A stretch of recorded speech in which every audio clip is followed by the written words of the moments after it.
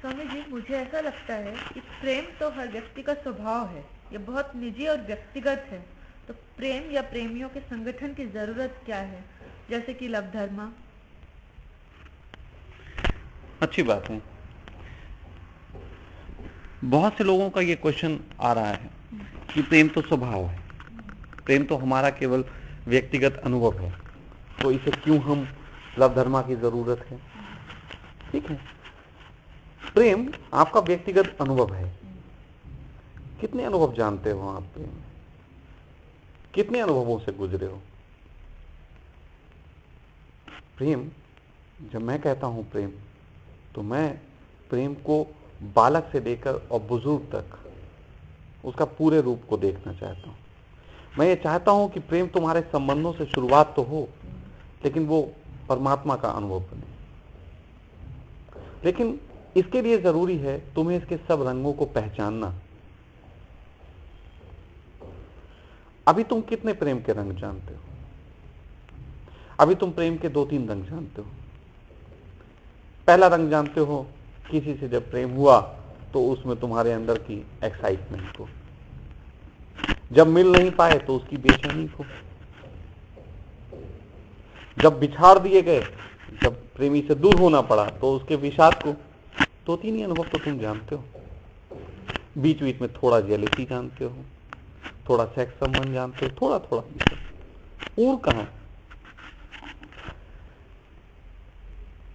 जिस संगठन की मैं बात करता हूं, वो संगठन ये नहीं है कि तुम्हें प्रेम के अनुभव कराए,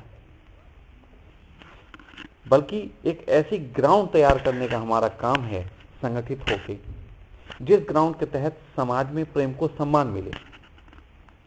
और अगर समाज में सही से प्रेम को सम्मान मिले, जो कि हो सकता है जिस तरीके से मैं कह रहा हूं, अगर वो सही से सम्मान मिले तो कम से कम तुम ये 2-3 अनुभवों में अटके नहीं रह जाओगे, फिर तुम्हारे अनुभव बहुत बढ़ जाएंगे। क्योंकि यदि तुम्हें सहजता से तुम्हारे प्रेमी को साथ रहने को मिले और समाज जिसमें रोक टोक ना करे, तो क्या फिर तुम इन अनुभवों में रहोगे, फिर उसके साथ रहोगे, तुम उसकी केयर करोगे। प्रेम में केयरिंग का अनुभव लोग जानते ही नहीं। 99% प्रेमी अपने प्रेमिका के हाथ का खाना नहीं खाए होते हैं। 99% प्रेमिकाओं को यह मालूम ही नहीं होता है कि यदि उनके सर में दर्द हो जाएगा तो ये प्रेमी क्या सलूक करेगा। मैत्री के अनुभव से हम गुजरते ही नहीं। अगर संगठन की बात मैंने कही तो सिर्फ इसलिए कही कि हम एक सामूहिक रूप से इकट्ठे होके हम ये दिखा सकें कि हमारी एक ताकत है। हम मांग करें समाज से, और समाज से मांग बड़ी बात नहीं है। अभी दिल्ली में एक कांड हुआ दुराचार का, उस पे लोग इकट्ठे हुए, आज सारा चिंतन उस तरफ है। सिर्फ 500-700 लोगों की भीड़ इकट्ठी होकर इतना बड़ा चिंतन करवा दिया कि लगा पूरा देश चिंतन कर रहा है, जबकि पूरा देश जहां चिंतन कर रहा है वो बात मैं कह रहा हूं। जिस समय मैं ये बात बोल रहा हूं, इस समय करोड़ों लोग हैं जो अपनी प्रेमिकाओं को फोन कर रहे होंगे।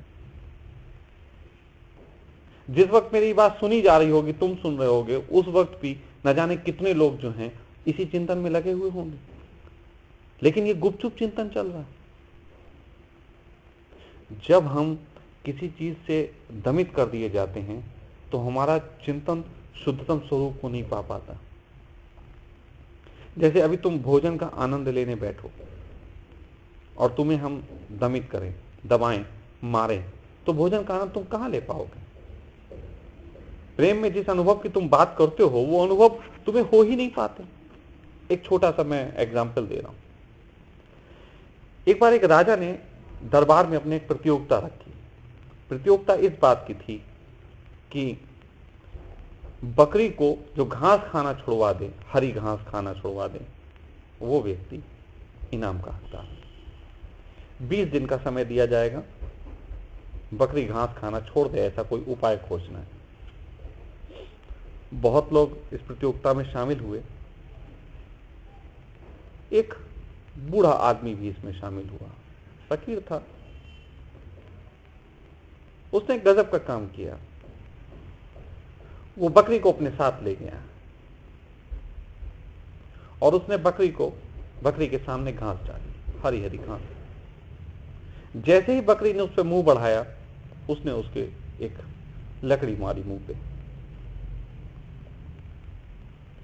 जितनी बार वो हरी घास डालता, हर 15-20 मिनट बाद बकरी मुंह बढ़ाती और वो उसके ऊपर डंडी मार देता। हरी घास नहीं खाने देता, लेकिन वो और उसको भोजन भी खिलाता रहा और चीजें खिला भी देता था। ऐसे करके 20 दिन तक लगातार एक शिक्षण चला कि जैसे ही हरी घास सामने, वैसे ही वो उसको लकड़ी मारे। और 15-20 दिन में वो बकरी ने हरी घास खाना छोड़ दिया। जब राजा के सामने पेश किया गया, राजा ने बहुत सुंदर सी बढ़िया सी घास मंगवाई, लेकिन घास देख के उसे याद आ रही थी मार की। अब वो घास नहीं खा सकती। यही हाल लगभग सभी प्रेमियों का हो गया। प्रेम को हम कर भी रहे हैं और हम ये भी जान रहे हैं कि हम गलत काम कर रहे हैं। ऐसी सामाजिक व्यवस्था पूरी खड़ी हो गई। मेरी सिस्टर ने एक दिन बताया, वो एक स्कूल में टीचर हैं, तो उन्होंने बताया कि उनके क्लास में एक बच्ची छोटी सी 6 या 7 साल की रही होगी। पहले क्लास का बच्चा, इतनी उम्र होती है। 6-7 साल की बच्ची, उसकी कॉपी वो चेक कर रही थी, तो उस कॉपी में एक जगह लिखा हुआ था तुतली भाषा में कि मैं लोहित को बहुत प्यार करती हूँ। वो लोहित को बहुत प्यार करती हूँ, ये बात लिखी हुई थी। उन्होंने उस बच्ची को बुलाया और उससे कहा कि ये क्या लिखा हुआ है। तो बच्ची एकदम डर गई। उन्होंने कहा नहीं, मैंने डर गई, ऐसे डरी जैसे कोई अपराध हो। कितनी ये गहरी बात है समझने की। एक 20 साल के युवक के लिए हम कह देते हैं कि ये युवक जो है वासना के कारण प्रेम में पड़ा, लेकिन एक 7 साल की बच्ची को क्या मालूम है सेक्स, क्या उसने जाना कुछ, लेकिन वो भी प्रेम में है। उसको भी प्रेम की रिक्वायरमेंट महसूस होती है, इसलिए वो कॉपी में लिखती है कि मैं लोहित को प्रेम करती हूं। लेकिन साथ साथ इस समाज ने 7 साल के बच्चे को यह भी जता दिया कि प्रेम गलत रूप है। अब गजब की बात है, जब तुम्हारे चित्त में ही इसके संबंध में द्वंद्व है, जब तुम जानते हो कि तुम जो कर रहे हो वो गलत भी है, तो कैसे तुम उसके सही रूप से परिचित हो सकते हो।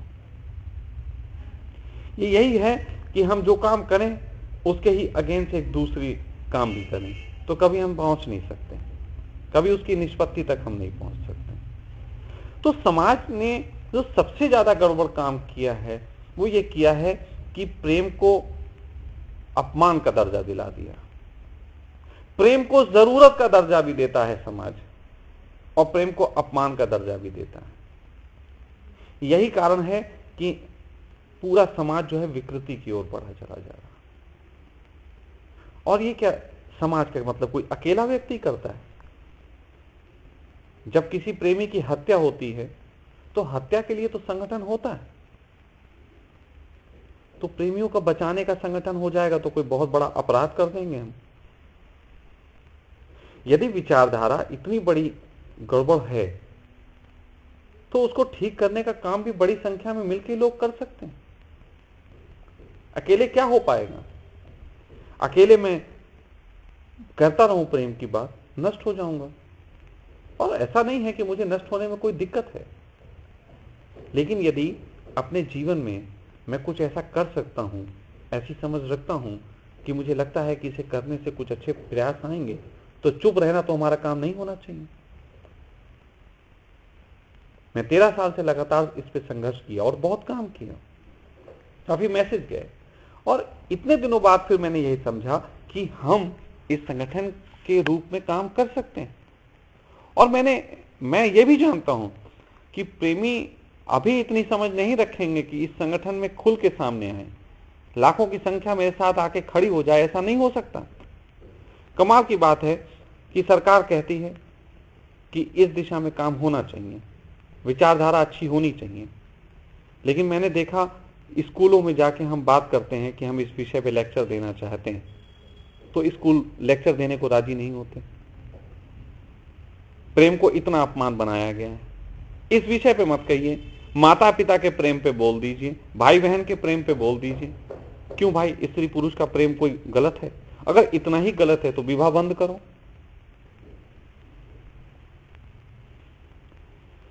विवाह अगर आप उसके लिए राजी हो तो फिर आप इस चर्चा के लिए क्यों नहीं राजी हो? क्योंकि विवाह भी तो दो लोगों का ही होता है।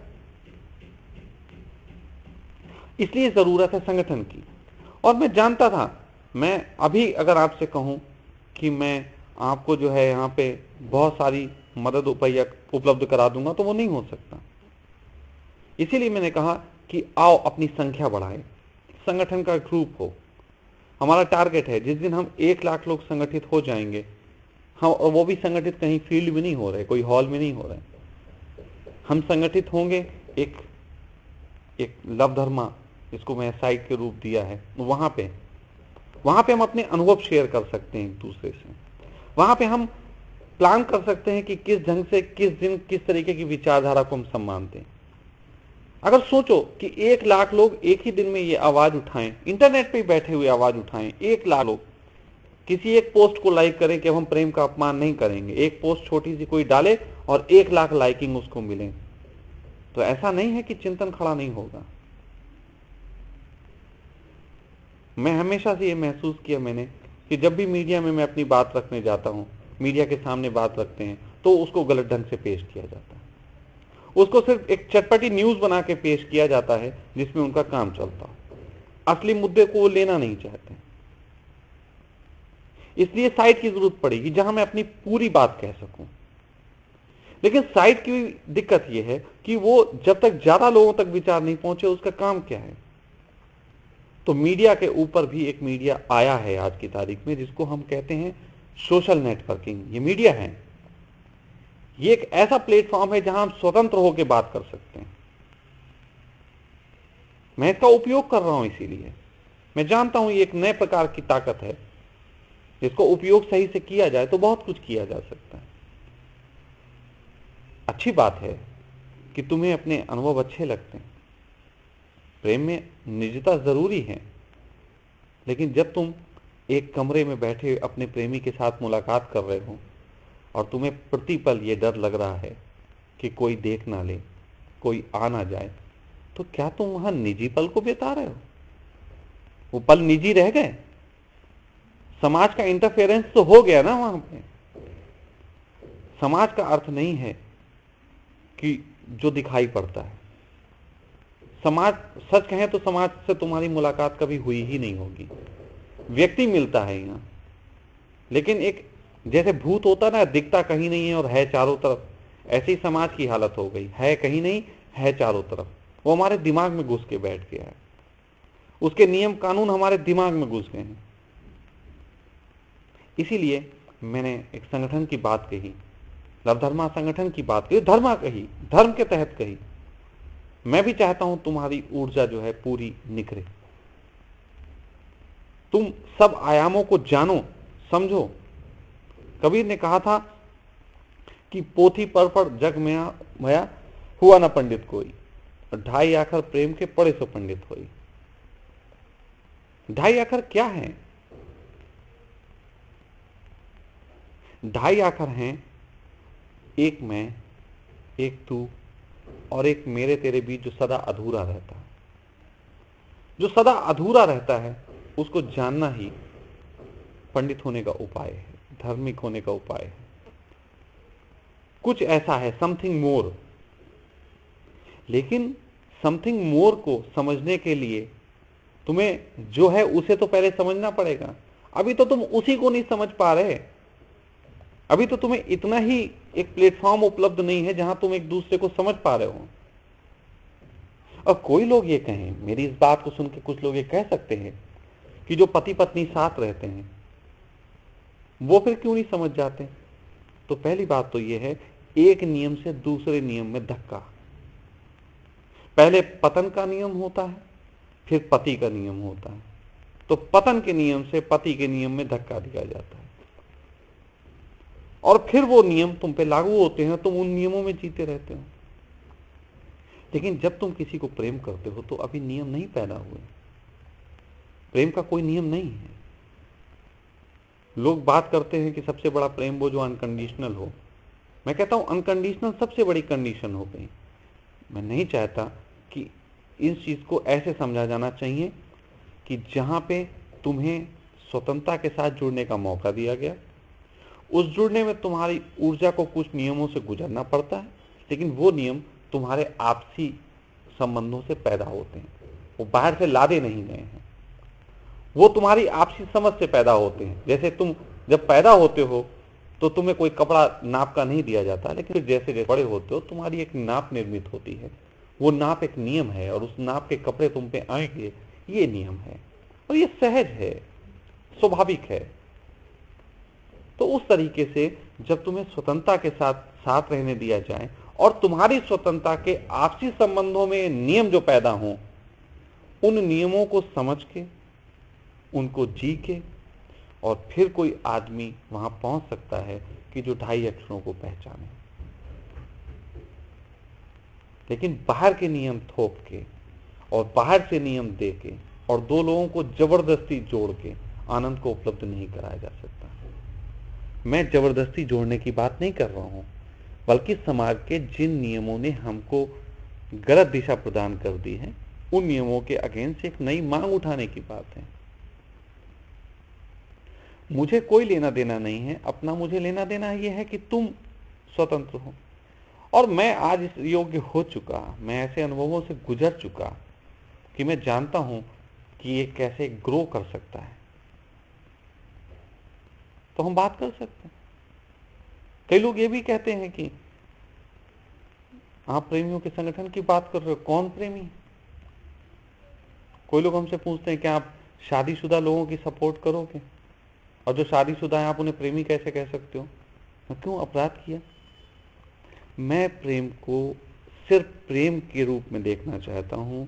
मेरा सीधा सा कंसेप्ट है कि हम प्रेम के सभी रूपों को पसंद करें, किसी भी रूप को छोड़े ना।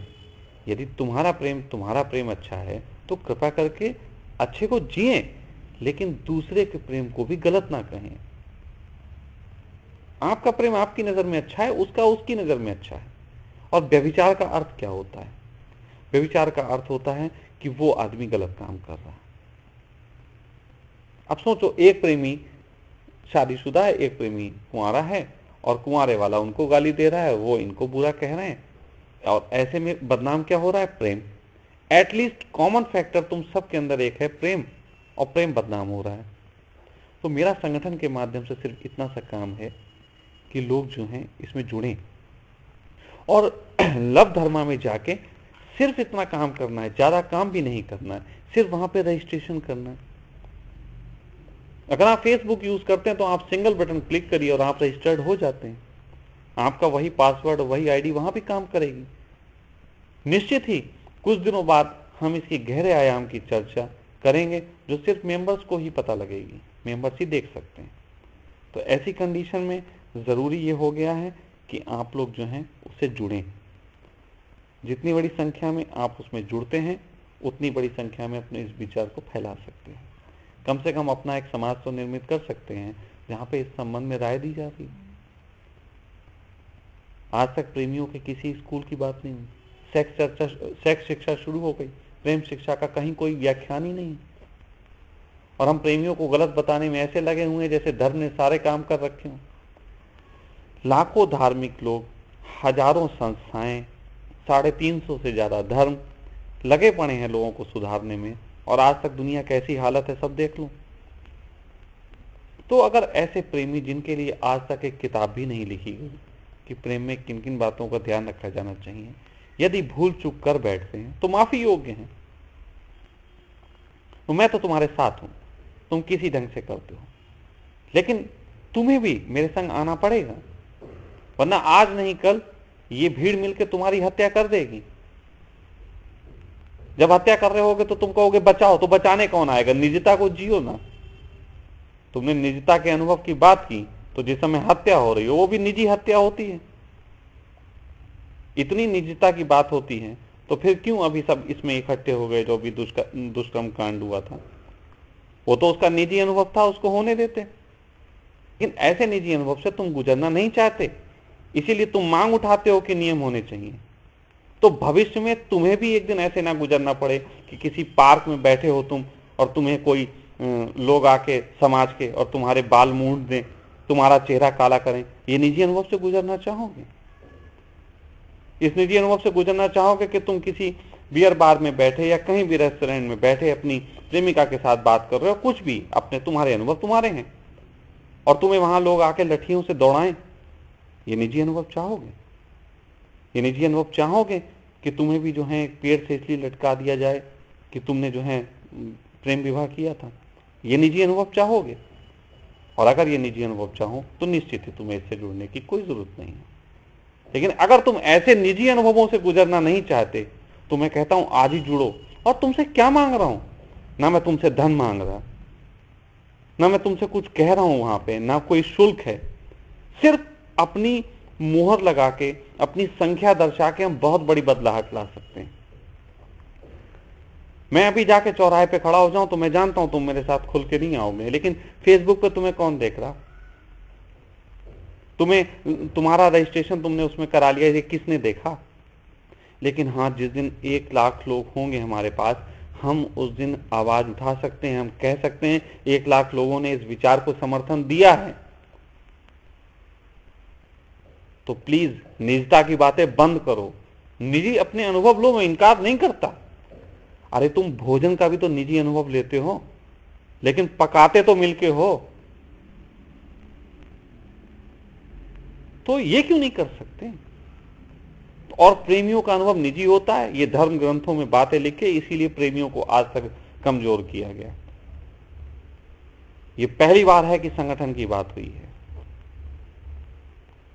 मुझे मालूम है कि कभी भी 9,000 आदमी इकट्ठा होकर बाहर नहीं आ सकता, लेकिन जब मैंने इलेक्शन की बात की तो 8,000 वोट मिले, इन्हीं प्रेमियों ने दिए, और तब लोगों को लगा कि हां एक मिसाल हो सकती है। मैं बार बार कह रहा हूं, निजी अनुभव की बात बहुत हो गई, अब तो जरूरत है इसमें जुड़ो। जो विचार मैं कहता हूं उसको फैलाओ, अपने दोस्तों को बताओ, अपनी प्रेमिका को जोड़ो। ये जरूरत है इसकी। कल को तुम्हें मदद की जरूरत पड़ेगी और मेरे पास आओगे तो मैं तभी तुम्हारी मदद कर सकता हूं जब मेरे पास एक ताकत हो समूह की। अभी तक जितनी मैं करता हूं, जो भी हम 8-10 लोग जुड़े हैं इसमें, जो भी हम 8-10 लोग मिलकर दूसरों की हेल्प करते हैं, तो वो हेल्प अभी सीमित है। अभी वो हेल्प सिर्फ इतनी है कि किसी को हम काउंसलिंग कर सकते हैं, किसी को हम लीगल एडवाइस दे सकते हैं, हमने वकील रख रखे हैं, हम उनको सैलरी दे रहे हैं, ये हम अभी कर रहे हैं। इतना हम कर सकते हैं, इतना हम कर रहे हैं। लेकिन आप लोग कल सोचो कि कोई एक ऐसा प्रेमी जोड़ा हो जिसको घर से निकाल दिया हो गया और जिसके पास खाने को नहीं हो, तो यदि हम 1 लाख लोग जुड़े हुए हैं, हम अगर 2-2 रुपए भी उसको दे देंगे तो 2 लाख रुपए हम उसको दे देंगे, घर बना सकते हैं, मिसाल खड़ी कर सकते हैं। तो प्लीज मेरे लिए नहीं, अपने प्रेम के खातिर, जो प्रेम तुमने किया, जिससे तुम प्रेम करते हो उसके खातिर, या जिससे तुम्हें जुदा कर दिया गया उसके खातिर, या जो दुनिया के डर के कारण तुमसे मिल नहीं पाई, तुमसे बिछड़ गई, उसके खातिर, अपने प्रेम के खातिर जुड़ो इसमें।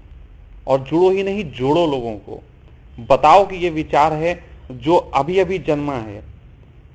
ये विचार उस बच्चे की तरह है जिसे अगर तुम लोगों ने अपना दूध नहीं पिलाया तो ये मर जाएगा।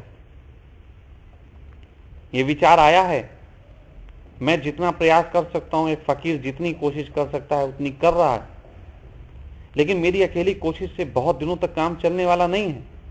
मैं जब तक इस बच्चे को भोजन दे पाऊंगा, जीवित रखूंगा, अपने प्राणों से भी इसको सींचूंगा, लेकिन उसके बाद ये तुम्हें चलाना है। तुम भी जुड़ो, इस बच्चे को बच्चा मत रहने दो, इसको बड़ा बनाओ, इसको पूरे जमाने पे छाने दो। ये लव धर्मा जिसको बोला है ना, लव धर्मा ये छोटा विचार नहीं है, दुनिया का एकमात्र धर्म है जो 350 धर्मों को खत्म करने का काम कर सकता है। और इसमें कुछ नहीं, मैं ना तुमसे कहता हूं कि तुम मस्जिद जाना छोड़ो, ना मंदिर जाना छोड़ो, तुम जो करते हो करो, जो कपड़े पहनते हो पहनो, जो विचार अपनाते हो अपनाओ, जो करते हो करो, मुझे कोई आपत्ति नहीं है। सिर्फ एक ही चीज हम चाहते हैं कि किसी के प्रेम का अपमान ना करो, और प्रेम के सम्मान के लिए जो हो सके करो। दुनिया बहुत जल्दी बदलेगी। इतनी जल्दी पहले कभी किसी चीज से नहीं बदल सकती थी जितनी प्रेम से बदल सकती है। तो मैं समझता हूं तुम्हें बात समझ में आई होगी। ये निजता से थोड़ा बाहर आने की कोशिश करो। ये निजता जो है ये निजता नहीं है, क्योंकि बहुत लोग इसमें घुस गए हैं। उनको बाहर निकालो, और उनको बाहर निकालने के लिए तुम्हें संगठन की जरूरत पड़ेगी। जब वो तुम्हारे दिमाग से बाहर निकल जाएंगे तो तुम वास्तव में निजी अनुभवों को जी पाओगे जिसकी तुम बात करते हो। तो बस इतना ही कहूंगा।